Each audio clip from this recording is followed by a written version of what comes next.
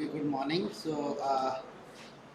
We have been discussing about vapor absorption refrigeration systems, and we understood that in case of vapor absorption refrigeration system, we will be having actually the mixture formation because of the combination of the refrigerant and the absorbent. Okay, from our last lecture onwards, we have been now studying the thermodynamic property diagrams for mixtures. Okay, so basically for pure substances, we know that some of the key differences which we observed is that for pure substances, the boiling point and the dew point remains constant, whereas for a mixture, boiling point and dew point are different. Okay, so it means that during the phase change process for a pure substance, the temperature remains constant.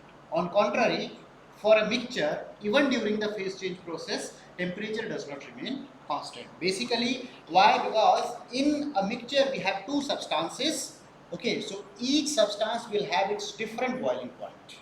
So as a mixture, vapor bubble formation will be starting at one point of time, but ultimately we will be finding that one of the liquid will keep on evaporating, whereas other liquid whose boiling point is higher, it will try to acquire the heat in the form of sensible energy. So that's why simultaneously we will be having phase change as well as the increase of temperature. And in case of the condensation process, it will be simply the reverse. The higher dew point temperature will be condensing first, and the lower dew point temperature will try to first lose the heat in the form of sensible energy, and it will be condensing then later. Is this one clear? And we also understood that for a pure substance, in order to designate the thermodynamic state, we require two independent intensive properties in the superheated or subcooled regime, whereas for a mixture, one more additional property is to be taken, and that is nothing but the composition of the mixture. And in case of saturated state, for pure substance we require only one property. Here we will be requiring two properties. Okay. Now to understand the temperature versus composition behavior of a mixture, what we did, we have obtained this diagram by fixing pressure, because this two-dimensional diagram, whenever I have explained, I mentioned at that time that pressure is actually fixed for this situation. Now what will happen if we change the pressure? Okay, so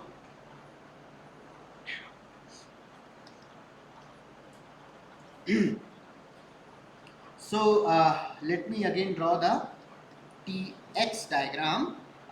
This TX diagram was something like this, say at a pressure of P1. So at pressure P1, the bottom line is representing the bubble point curve and the top line is representing the dew point curve. Okay, but if I go to any pressure P2 which is greater than P1, so in that scenario what I will be having? So these two lines now will be corresponding to pressure P2 which is greater than P1. Okay, now what can happen if I consider any XP composition? So corresponding to this XP composition, say if I am at this point, this is my thermodynamic state. Okay, so my temperature condition is this. Now if this substance is corresponding to P1 pressure, then at this composition at P1 pressure, this substance will be actually in the liquid plus vapor regime. Is this point clear? Is this point clear? So at P1 pressure, it will be in the liquid plus vapor regime. Whereas if I try to consider this substance at P2 pressure, same composition and same temperature, then we know that for P2 this is the saturated liquid line. For P2 it is actually below the saturated liquid line. So it means it will be in which state? Subcooled liquid state. Is this point clear? So this is how the effect of pressure actually we can observe. So for observing effect of pressure, we have to, on this diagram, we have to also take care of the pressure as an additional parameter. Is this point clear? Anyone is having any doubt about this? Okay. Now,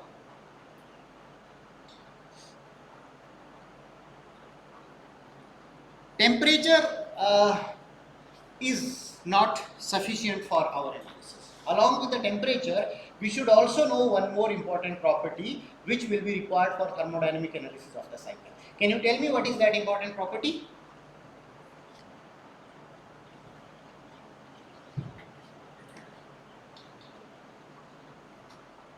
Enthalpy. Okay, because enthalpy is also an important property. Whenever you will be calculating refrigeration effect, amount of work done, amount of heat supplied in the generator, etc., at that time we should know what is the change in enthalpy across that particular device that will be able to give us all these parameters. Okay, so enthalpy is an important property, and we have to actually we must have the knowledge of enthalpy as well for a mixture. Now, when I will be talking about the enthalpy, before that, let me discuss one important aspect. Yesterday we discussed that ideal mixtures follows the Raoult's law, and any deviation from Raoult's law leads to occurrence of a non-ideal mixture. Okay. So in case of a non-ideal mixture, we established that when we mix these non-ideal mixtures, if these are of repulsive nature, okay, so if forces are more repulsive than the ideal conditions, then there will be increase in the volume. And if forces are of which nature? Attractive nature, then there will be shrinkage upon mixing. Okay. Now similarly, whenever we are mixing something, then it will not be the case always that, so if say I have one liquid at T temperature, other liquid also at T temperature, and if upon mixing the final temperature or final enthalpy remains same, then I will be having ideal mixture. Okay, but for many of the non-ideal mixtures, we will be finding that final enthalpy will not remain constant when we mix these adiabatically. Okay, it means that for their mixing, either they require certain amount of energy or they will be releasing certain amount of energy. Okay, so one important way to understand this is that if I consider that, say, this is my temperature versus X profile for a solution which is following Raoult's law. So it means it is for ideal solution. Now what will happen to temperature of the mixture? What will happen to temperature of the mixture when I will be actually mixing a non-ideal mixture? Okay. So in non-ideal situation, let us first consider the substances which shows positive deviation. What is the meaning of positive deviation? It means the substances which shows positive deviation in pressure. It means these are, their partial pressure is greater in comparison to the ideal pressure. It means their molecular forces are of repulsive nature. Is this point clear? Now, if you have two set of molecules, A and B, and these molecules are repelling each other, will it be forming a homogeneous mixture? Spontaneously, it will not form a homogeneous mixture. In order to make it as a homogeneous mixture, you have to invest certain amount of energy. Okay, so that's why enthalpy of the mixture can be given as X times or XA times enthalpy of A plus 1 minus XA times enthalpy of B, because I am only having two fluids, okay, A and B, which I am trying to make a mixture, plus certain amount of energy I have to apply on this, then only these will be mixing, because their inherent nature is of repelling each other. So this energy I will be calling as delta H of the solution. I have to invest certain amount of energy. As I am investing certain amount of energy, so this type of mixture formation process is nothing but endothermic process. Because in this process, for forming a homogeneous mixture, I have to supply certain amount of energy. Is this point here? Anyone is having any doubt about this? Okay. And in case my mixture is ideal, then delta H solution will be 0. So enthalpy of the mixture will be simply XA into HA plus 1 minus XA into HA, because it can mix by its own. Molecular forces are of similar nature. Is this point clear? So it means for the molecules which repel, for them, in order to make them as a mixture, we have to invest certain amount of energy. Now let's consider that I have a adiabatic chamber. What I have? Adiabatic chamber. It means I cannot have any heat or any sort of energy interaction with the surrounding.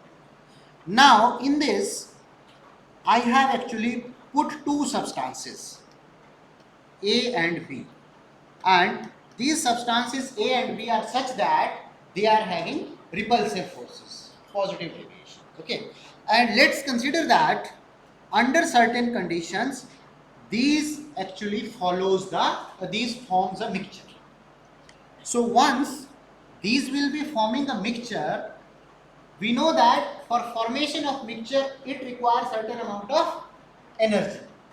Okay, so if we are saying that we have adiabatic chamber, no energy can come from outside, and if inside the adiabatic chamber these are forming a solution, then what will be happening?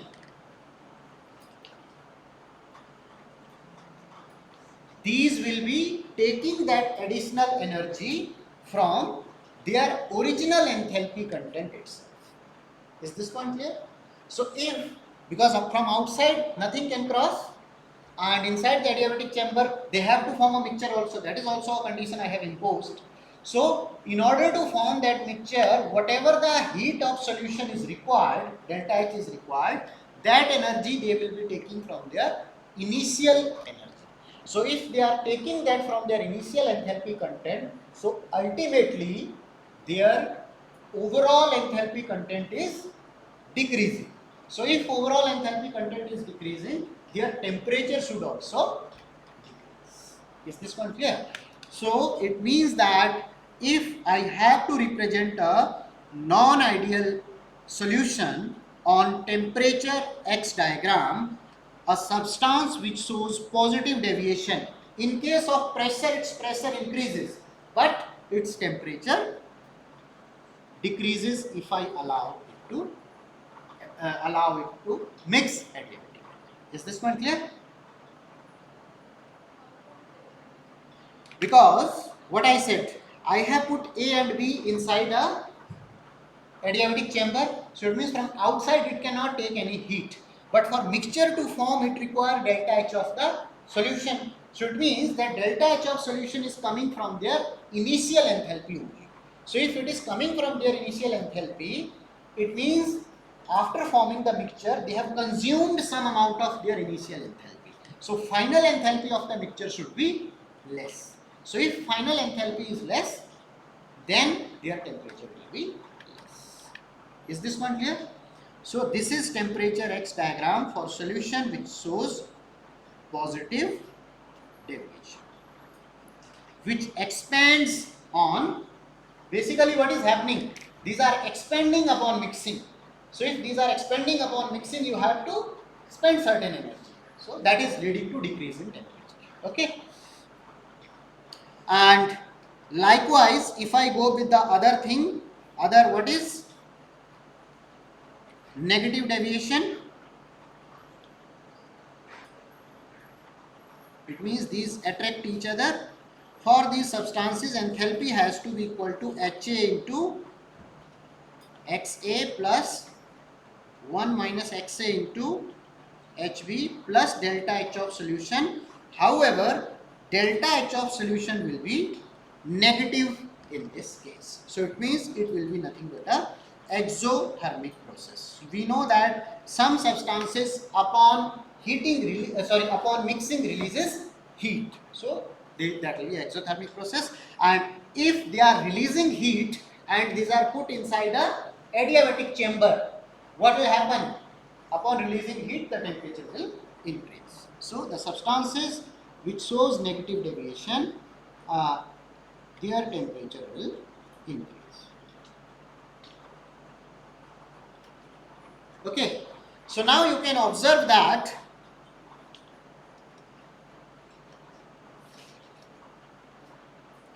the maximum deviation is somewhere when the composition is in the middle. It means fraction of both the substances is almost proportionate. Okay, when fraction of one substance is less, then of course the associated mixing enthalpy change will be less, and because of which it will be having least deviation in temperature from the pure temperature conditions. Is this one clear? Anyone is having any doubt about this? Okay, so this is about the temperature X diagram. Now, while explaining this temperature X diagram for non-ideal solutions, I have taken the help of one important property, enthalpy, which I also need for further analysis of the system. Okay, so that's why what I need to do at this moment now I must define one more diagram, which will be very important diagram, which is called as enthalpy composition diagram, HX diagram. Okay, so from the knowledge of the TX diagram, can you tell me how HX diagram will be looking like? On HX diagram, first let us consider it is for some fixed pressure condition. My pressure is fixed. Let us consider this is for mixture of water and ammonia. So this side I have pure water, this side I have pure ammonia. Okay. So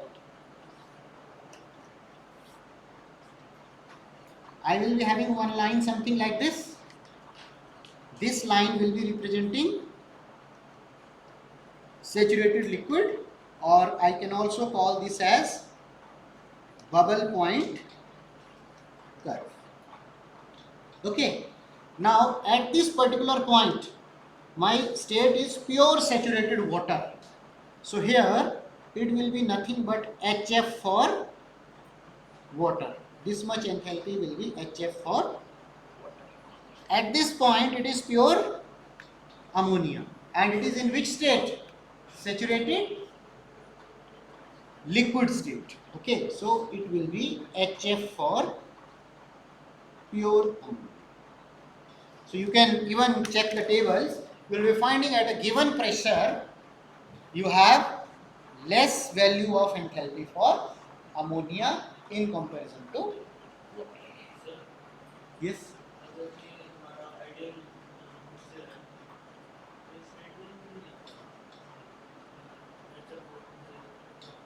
Straight line will be for pressure and composition, not for temperature. Sorry? Enthalpy and temperature. Q? Sorry? Okay, so straight line is something which we have derived for which one? Particularly in pressure also straight line we have derived for ideal solution. Okay, so why for pressure it is a straight line? Because pressure is direct function of number of vapor molecules which are acting on the liquid surface.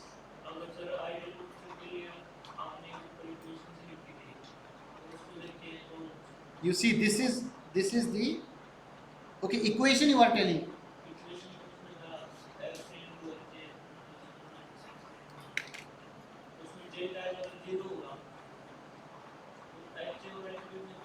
Then it should be a linear relation. Okay, but whenever you will be going into practical solution, there will be always the non-ideal mixture, because there will be some deviation. It will not be perfectly ideal. For example, if you take ammonia molecule and water molecule, these are not mixing together, and this cycle, this HX diagram, I am not representing for a perfectly ideal mixture. I am representing for practical situation of water and ammonia. Is this one clear?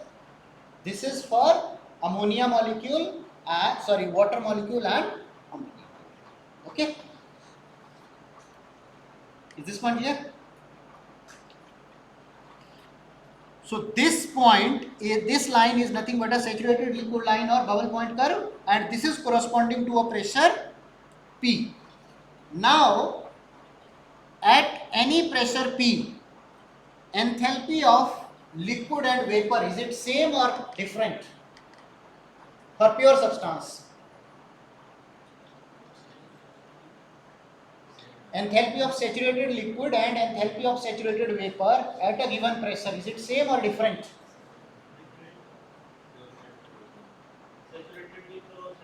Yes, saturated liquid to saturated vapor will form when we add heat equal to latent heat of vaporization. So, enthalpy of saturated vapor will be equal to saturated liquid plus latent heat of vaporization. So, it will not be same. It means that my saturated vapor line cannot start from this point. At this point, I must add first the HFG for water, which is latent heat of vaporization. And after adding the latent heat of vaporization, whatever point I will be calculating with the reference state, that will be my Hg for water at the given pressure. Okay. Similarly, for ammonia also I will be having this situation. Say this is my HFG for ammonia, and with reference to this, it is my Hg for ammonia. Clear?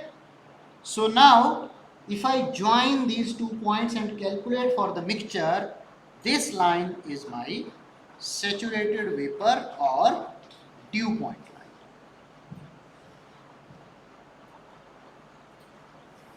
Anyone is having any doubt about this? So it means that on enthalpy composition diagram, for a given pressure, the two-phase region will be having large gap. So this entire region is liquid plus vapor. On temperature versus composition diagram, it will be appearing a narrow region, but on enthalpy and composition diagram, it will be a larger, broad portion. All are clear with this point? Now, if I have to repeat this for higher pressure, what will happen? If I increase the pressure to some P dash value which is greater than P, enthalpy will increase. So, it means point will shift something like this. Okay. So, it means that my enthalpy composition diagram will be something like this. Here in the top I will be having multiple lines, and these multiple lines are corresponding to different pressure condition, and as I am moving in upward direction, value of pressure is actually increasing. Is this point clear? Similarly, in the bottom side I will be having all these as nothing but my saturated liquid line, and in all the saturated liquid line also pressure will keep on increasing. Yesterday I have posted this on Moodle, so you can check. I asked even you to bring the printout, but I cannot see anyone is bringing printout. Have you taken? In morning it was open.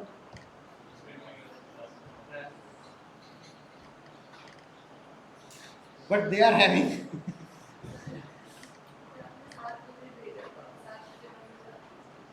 So when you got the print?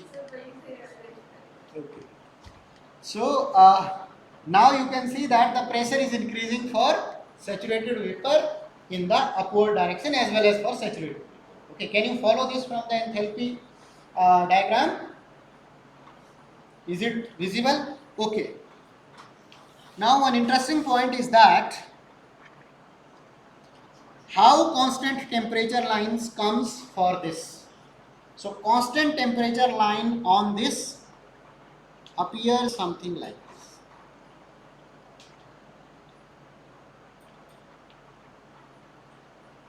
So slope of the constant temperature lines is slightly less in comparison to constant pressure lines. So all these lines which I have drawn over here, these are nothing but the constant temperature line. So if you can refer to your enthalpy and this plot, there are some dashed line over here, slightly dashed line, okay, and if you follow these lines, their slope is slightly less in comparison to constant pressure lines. So these are representing nothing but the constant temperature lines.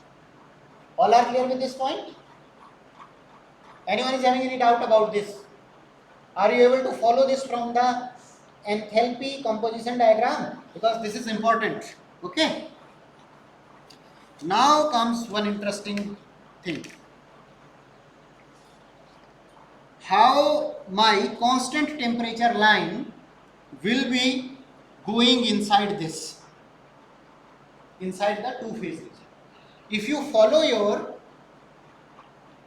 enthalpy and composition diagram, you will be finding that constant temperature lines are only shown in the subcooled or saturated liquid region, but these are not shown in the two-phase region, which is in between the two set of lines, okay.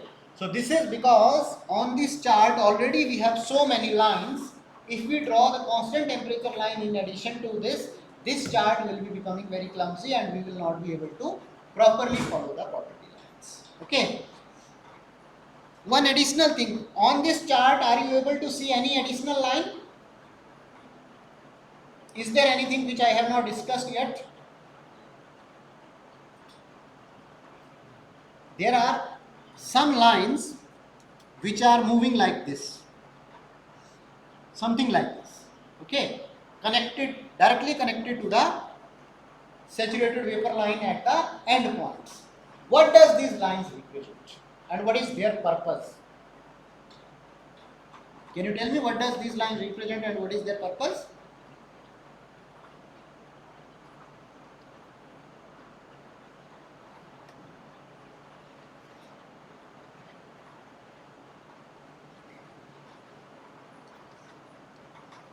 Say this is my saturated liquid line, this is my saturated vapor line. Now I do not have any constant temperature line over here. I have some constant temperature lines in this region up to this point, but I do not have constant temperature line in the liquid vapor zone. So in order to draw the constant temperature line in between the liquid vapor dome, we will be taking help of one more line which is called as, this type of line will be there.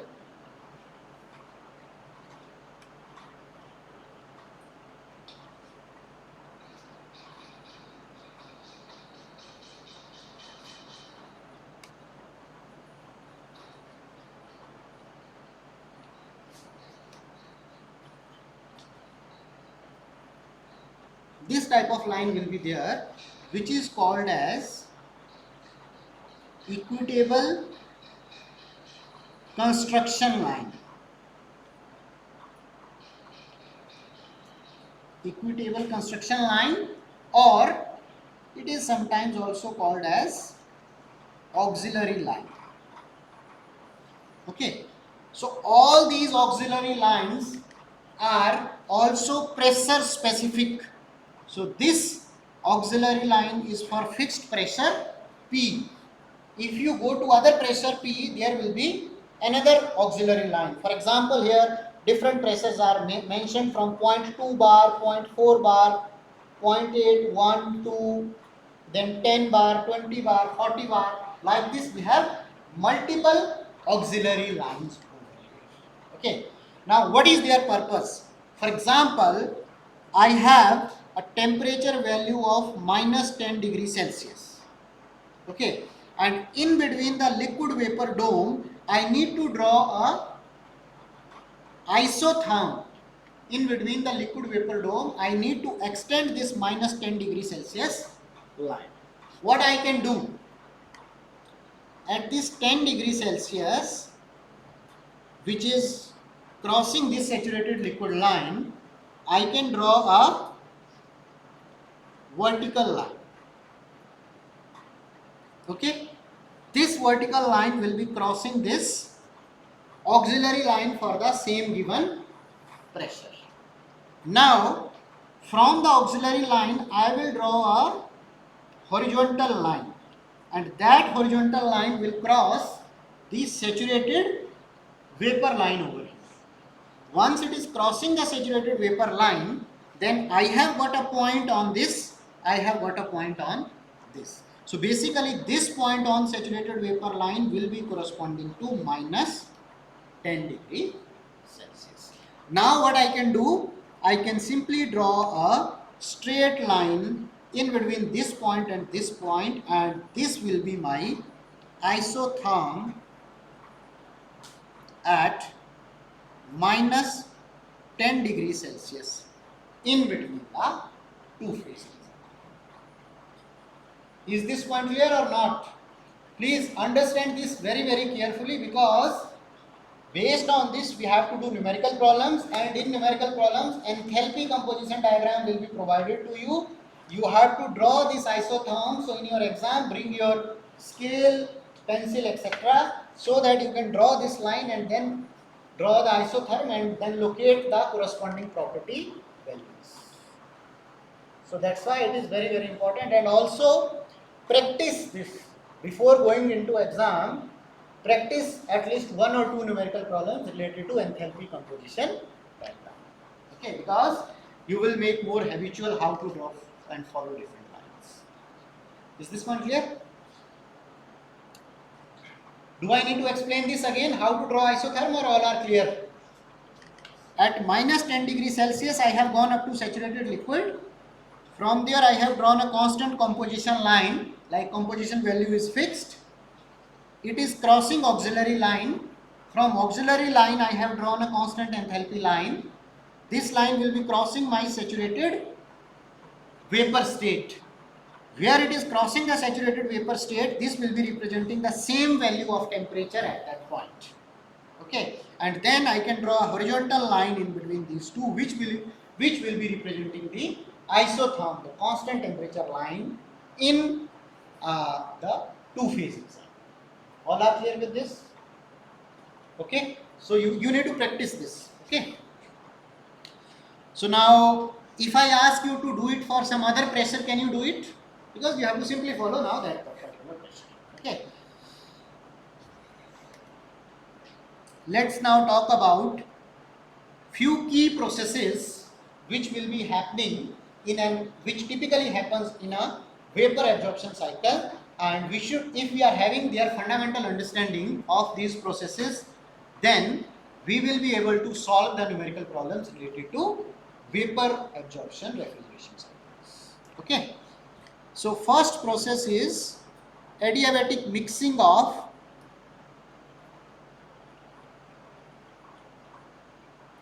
two streams,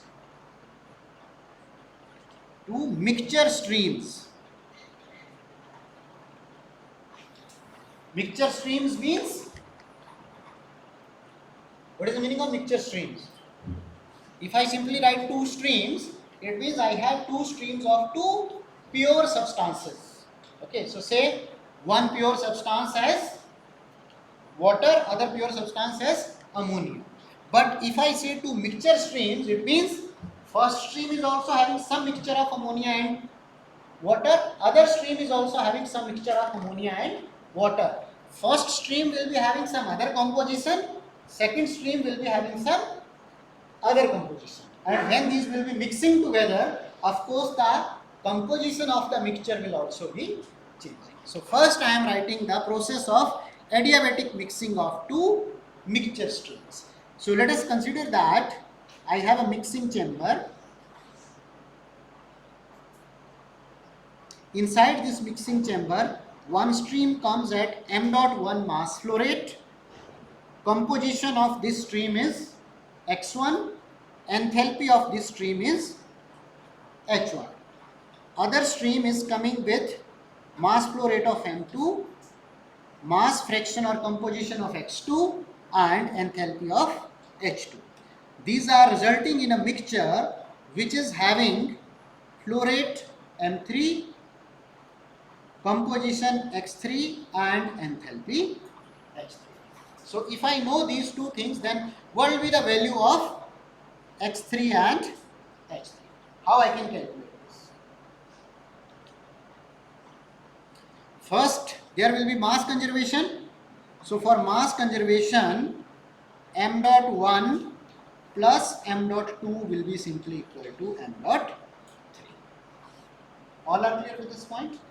Other than mass conservation, when we in basic thermodynamics or engineering thermodynamics you have studied this, there other than mass balance we used to do balance of energy.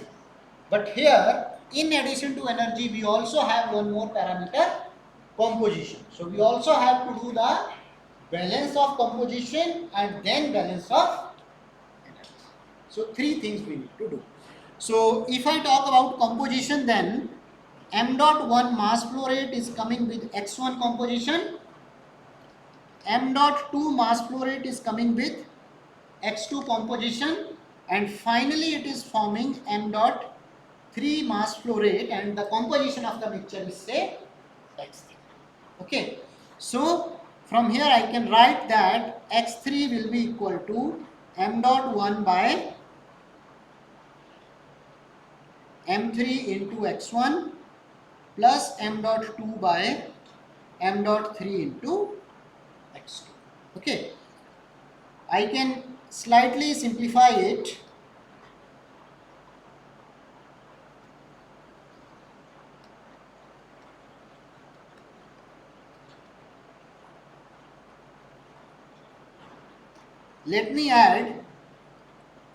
Let me subtract over here minus of m dot 2 by m dot 3 into x1. So if I am subtracting this, I also need to add this.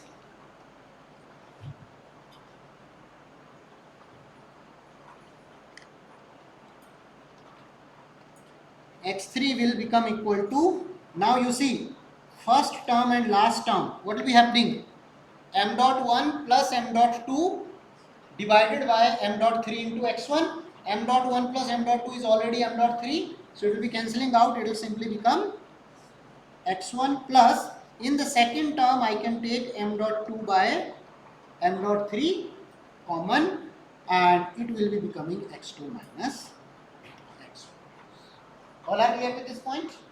Now let us, this is mass balance, this is composition balance. Now let us go to energy balance. Okay, so energy balance, if I assume mixing chamber as a control volume, then m dot 1 into h1 plus m dot 2 into h2 equal to m dot 3 into h3. Any doubt about this? Now we know that, what we know, why I have not taken any other thing. Okay, what are the assumptions in this energy equation? Quickly tell me. First is adiabatic, no heat interaction, that is given in the question, it is not assumption. Any other assumption?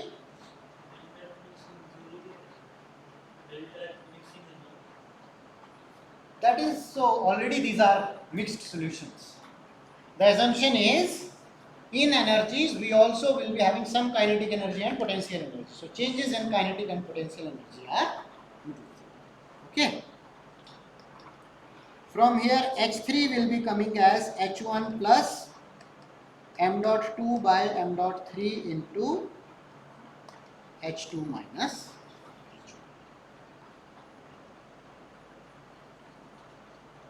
And if you represent this on enthalpy composition diagram, then let's consider this was my state 1, this was state 2. So in case of adiabatic mixing, state 3 will be somewhere in between 1 and 2. Is this one clear?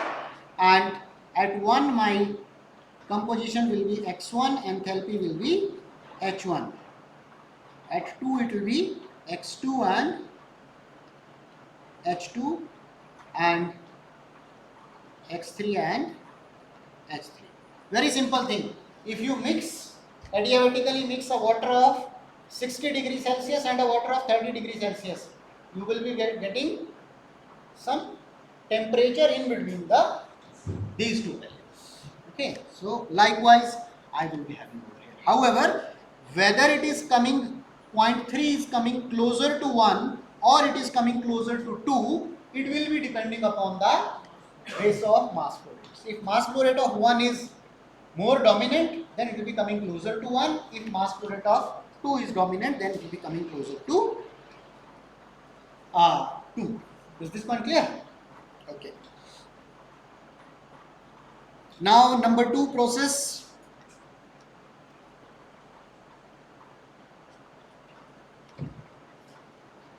Mixing with heat rejection. However, this mixing is also taking place in the two-phase regime, and specifically talk about the case of absorber. I have explained in the very first day about absorber. What happens in absorber? Saturated vapor of ammonia is coming from the evaporator. Okay, so if I draw over here absorber, what happens? Here saturated vapor will be coming, and from the top, after generator we have pressure reducing valve. After the pressure reducing valve, what is coming? Water is coming. So some substance is coming in the liquid state. Is this point clear? And let us consider mostly whatever the substance comes after the pressure reduction valve, that is majorly in the saturated liquid state. Okay, so a substance which comes from pressure reducing valve, that typically in the saturated liquid state. Is this point clear? So this saturated vapor and this saturated liquid are mixing together, and they are forming a mixture, and in this mixture I do have some liquid which is going outside. So say this is my state point 1, this is state point 2, this is state point 3. This typically happens in an absorber, and along with this I also mentioned that in the absorber we need to remove the heat. I had drawn a cooling coil, okay, the very first day. So it means I am also removing some amount of heat QA. So what will happen in this process now? Very simple, m dot 1 plus m dot 2 will be equal to m dot 3. x3 will be equal to x1 plus x2 minus x1. What about enthalpy?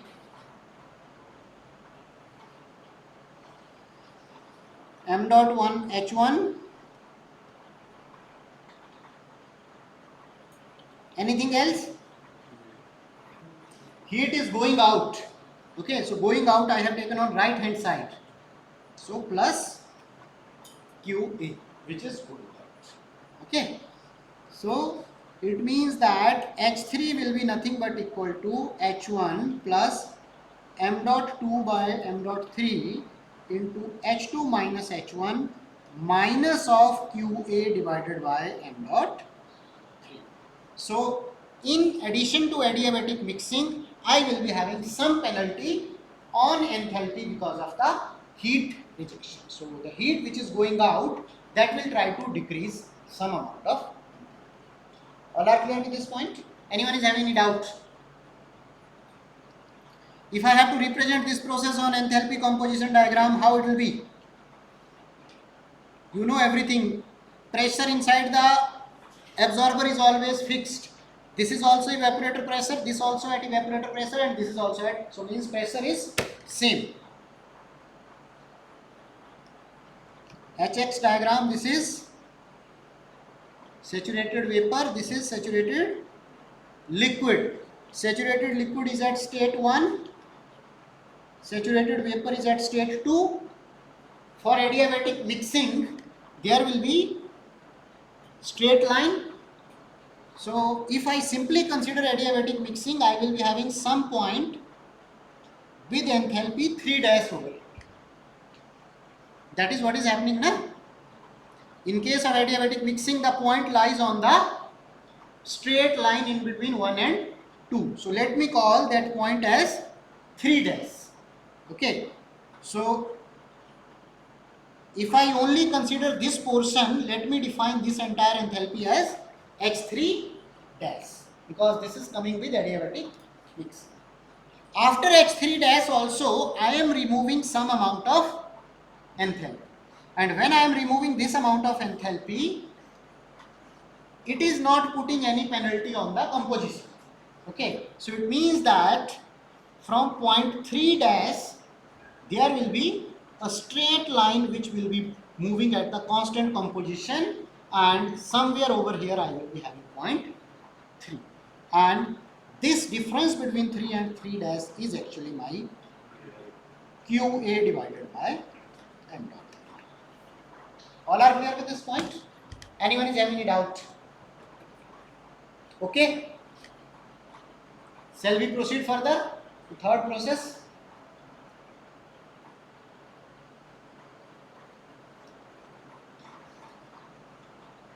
Process number 3 is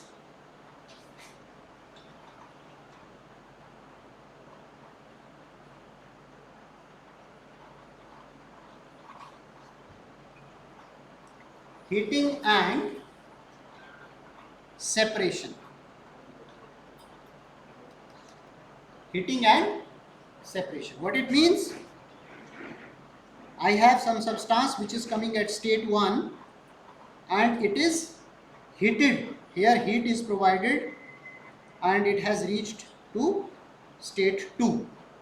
After heating, I have provided heat in such a way it has entered into the two-phase regime, liquid vapor regime. After that, I have placed over here a flash chamber in which liquid is settling at the bottom and vapor is collected at the top. So this process is heating and separation. Say thermodynamic state of liquid is 3 and state of vapor is 4. All are clear with this point? How to represent this process on enthalpy diagram?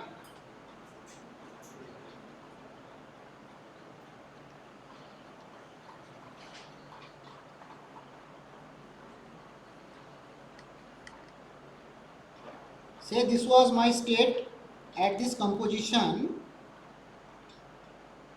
This is state 1. What I have done at state 1? I have added heat. Upon adding heat, will there be any change in composition? No. But what will change? Enthalpy will increase. So at constant composition, enthalpy will increase. It means it will be a vertical line. Now I have reached at point 2. What will happen at point 2? After point 2 is in the liquid vapor region. Now after point 2, what I have done? Liquid I have collected at the bottom, which is having state 3, and vapor I have collected at the top. When I have segregated the liquid and vapor, now composition in liquid and composition in vapor could be different, because in case of vapor the intermolecular forces will be negligible, whereas here forces can be attractive or repulsive. So that's why composition can be variable. Is this one clear? So now you tell me how to locate state 3 and 4. Now I don't know composition. I only know that state 3 will be somewhere on saturated liquid line, state 4 will be somewhere on saturated vapor point. Pressure we know, and other thing which we know, temperature.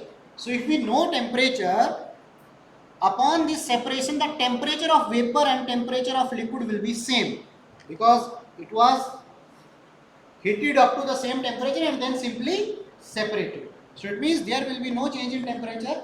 So it means that if I can draw a constant temperature line which is passing through which point? Point 2.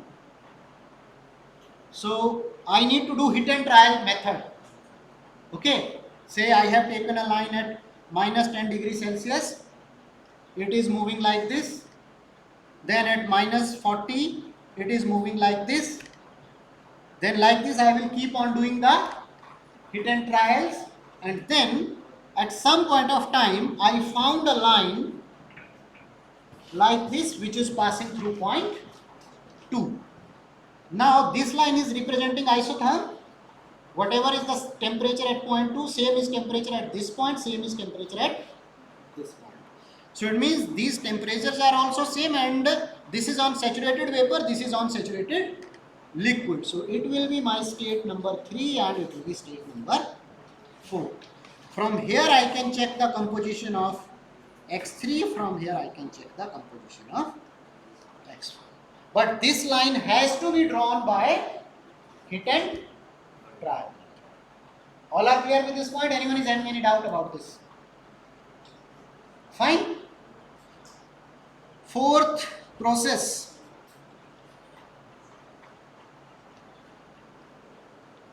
Cooling and separation.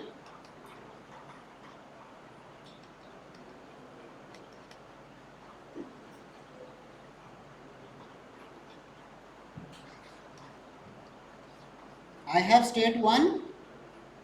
I sent the heat outside, cooled up to point 2, and then after that I have done segregation as liquid and vapor. How it will be appearing on enthalpy X diagram?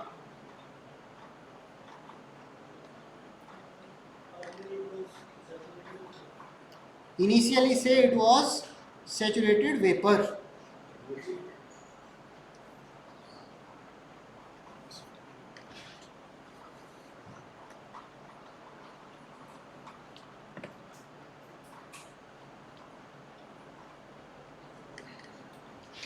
What I will be getting? Please tell me. This saturated vapor will be cooling from point 1. I will be getting to this point 2, and through point 2 I need to draw isotherm, and that isotherm will give me state number 3 and 4. In detail about this process we will discuss in the next class. Okay.